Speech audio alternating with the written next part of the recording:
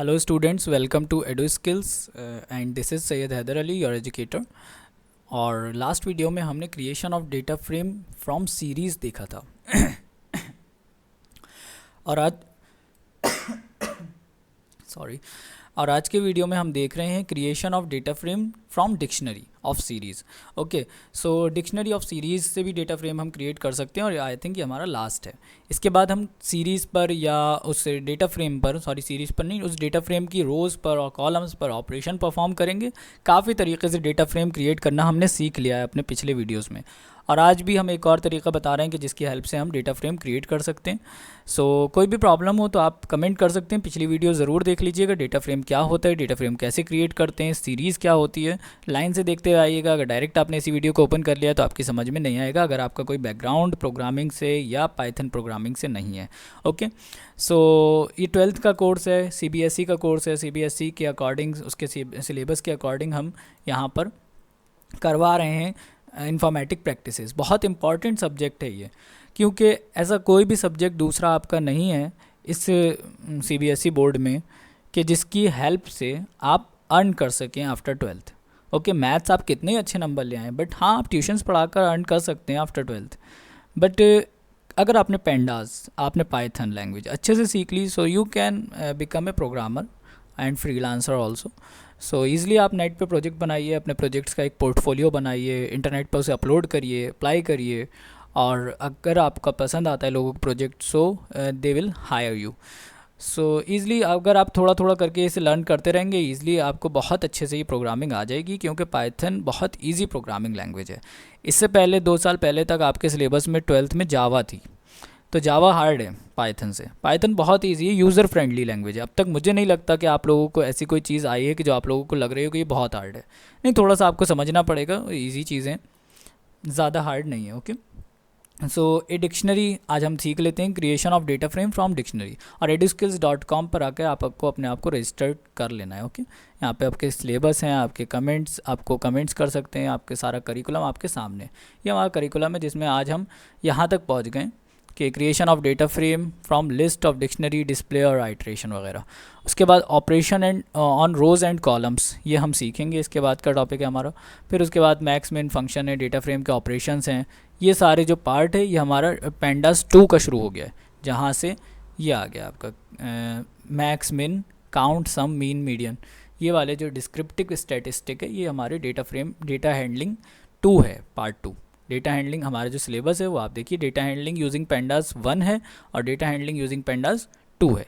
ये दोनों हमारे पास हैं, यही मेन यूनिट्स हैं दोनों। और इसके बाद फिर जो नेक्स्ट यूनिट है वो हमारी डेटाबेस क्वेरी है, डेटा विजुअलाइजेशन भी हम इसमें पढ़ेंगे। लास्ट टाइम इसमें से जो ये पेंडास है, डेटा हैंडलिंग यूजिंग पेंडास 2 है, ये CBSE ने कटवा दिया था ड्यू टू कोविड-19। उसके वजह से क्लासेस नहीं हो पा रही थी प्रॉपरली, दैट्स वाई रिड्यूस करा दिया था सिलेबस, जिस रिडक्शन में इतना एरिया हमारा ये data handling using pandas 2 cut गया था। इस साल का अभी पता नहीं है, लेकिन फिर भी हम उसे कर लेंगे, क्योंकि पढ़ाया हुआ या पढ़ा हुआ कभी भी ज़ाया नहीं जाता है। ओके, सो आज हम देखते हैं कि कैसे क्रिएट करते हैं हम data frame using dictionary of series.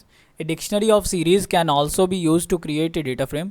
For example result sheet, देखें रिजल्ट शीट आपको प्रोजेक्ट में काम आने वाली ये चीज़। Is a dictionary of a series containing marks of 5 student in 3 subject.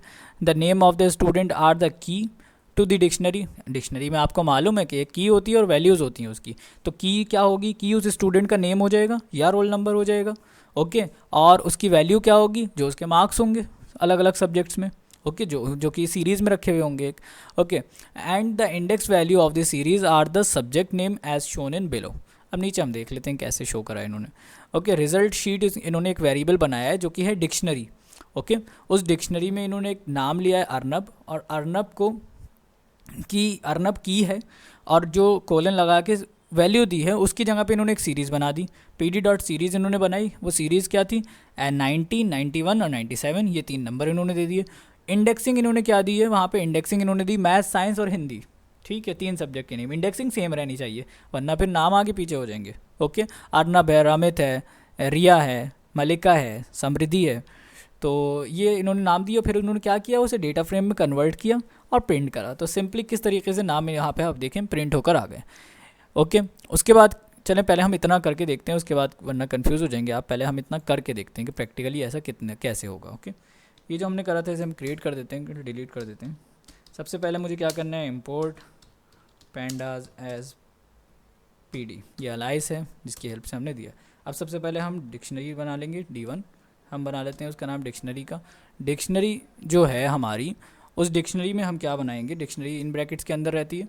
इस डिक्शनरी में एक वैल्यू होगी, एक की होगी, की हम ले लेते हैं वही अर्नब, अर्नब हमने की ले ली। अब इसकी वैल्यू क्या होगी, इसकी वैल्यू होगी एक सीरीज़। तो सीरीज़ हमें बनाने के लिए PD.सीरीज़ लिखना पड़ेगा। सीरीज़ में याद रखना है अच्छे से कि S कैपिटल होता है, इसके अंदर स्क्वायर ब्रैकेट्स, और इनके अंदर हम कुछ वैल्यूज़ रखते हैं जैसे कि 95, 88, 97। ओके, ये हो गए।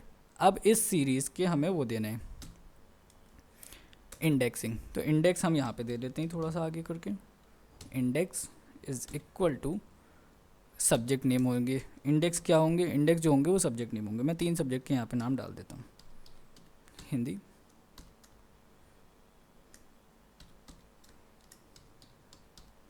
इंग्लिश, और थर्ड में डाल देता हूँ IP। ये आपका सब्जेक्ट है। ओके, ये सब्जेक्ट नेम हो गए। ओके, ये हमारी पहली रो बन गई है सीरीज़ की। अब हम इसमें क्या करते हैं, हम दूसरी डिक्शनरी बनाते हैं, कॉमा लगा लेते हैं हम यहाँ पर, या कॉमा लगाने की ज़रूरत नहीं, एक हमारी डिक्शनरी बनी। ओके, उसकी एक वैल्यू आ गई। अब हमें दूसरी वैल्यू देनी है, तो दूसरी वैल्यू के लिए हम दूसरा नाम देते हैं यहाँ पर, वो नाम होगा रिया। रिया हमने नाम दे दिया, और यहाँ पे सेम हम यहाँ से कॉपी कर लेते हैं, इतना हिस्सा, इतना एरिया हम कॉपी करते हैं। सब्जेक्ट के नेम्स वगैरह हमें कॉपी कर लेने, क्योंकि हमें वही पेस्ट करने, बस हम वैल्यूज़ चेंज कर देंगे। ओके, सी दिस के सब्जेक्ट यहाँ पर हम नंबर्स चेंज कर देते हैं, बस 87 कर देते हैं हम, 92 कर देते हैं, और यहाँ पर 75 कर देते हैं। चले ठीक है, ये चेंज हो गई वैल्यू।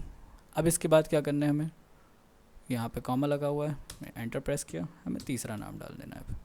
अब हम यहाँ पे तीसरी कुछ वैल्यूज़ डालते हैं। पहले तो ये इंडेंशन का बहुत ख्याल रखना है आपको, इंडेंशन सही होना चाहिए आपका। इंडेक्स ज़्यादा इधर आ गया तो फिर वो इसके अंदर नहीं रहेगा। ओके, दैट्स वाई अगर आप एंटर प्रेस करते हैं तो ऑटोमेटिकली वो यहीं पे ही आता है। अगर आप इसे पीछे ले जाएंगे तो मिस्टेक हो जाएगी। ओके, बुक में आप देखिए कि इसीलिए उन्होंने इस तरीके से दे रखा है, इंडेक्सिंग सीरीज़ के अंदर दे रखी है। ओके, इसी तरीके से PD.सीरीज़ के नीचे इंडेक्स आया है।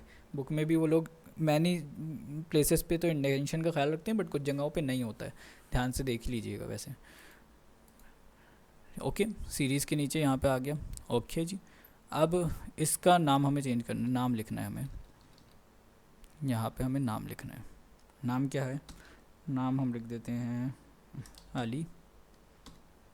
ओके, और यहाँ पे हो गई इंडेक्सिंग। ओके जी, ये बन गए 3, आई थिंक काफ़ी हैं ये 3 नाम। अब हम क्या करेंगे, इसके बाद वो हमारा यहाँ पे बंद हो गया, इस कॉमा को हम हटा देंगे। यहाँ पर ये तीनों चीज़ें हमारी, ये इतना एरिया हमारा कवर हो गया। ओके, हमने सब्जेक्ट भी बना दिए, रोज़ भी बना दी, और पूरी एक डिक्शनरी बना ली। अब उस डिक्शनरी को, ये हमने क्या बनाई है, ये हमने डिक्शनरी ऑफ सीरीज़ तो बना लिया। अब उस डेटा फ्रेम बनाना है उसे, तो DF1 में नाम लिख लेता हूँ, और उस डेटा फ्रेम के लिए मुझे क्या करना है, PD.डेटा फ्रेम लिखना है। ठीक है, PD.डेटा फ्रेम लिखा मैंने, और उसके अंदर से मुझे क्या पास करा देना है, अपनी डेटा फ्रेम, सॉरी डिक्शनरी। अब इसके बाद मैं अपनी डेटा फ्रेम को प्रिंट करा लेता हूँ। प्रिंट करते हैं हम डेटा फ्रेम को DF1, देखते हैं जैसे कोई एरर मुझे नज़र तो नहीं आ रही। ओके, सी दिस के जो सब्जेक्ट्स थे वो हमारे यहाँ पे इंडेक्स बन गए रोज़ के, और जो नेम थे वो नेम आ गए 95, 75, 92, 88, 92, 82, 97, 87 और 88। इसी तरीके से हमने एंटर कराएं, सी दिस 95, 75 और 92। यहाँ पर अर्नब के, रिया के और अली के, इन तीनों के कौन से मार्क्स आ गए, हिंदी के मार्क्स, हिंदी के, इंग्लिश के और IP के मार्क्स आ गए। ओके, अर्नब के मार्क्स थे 95, रिया के थे 75 और 92।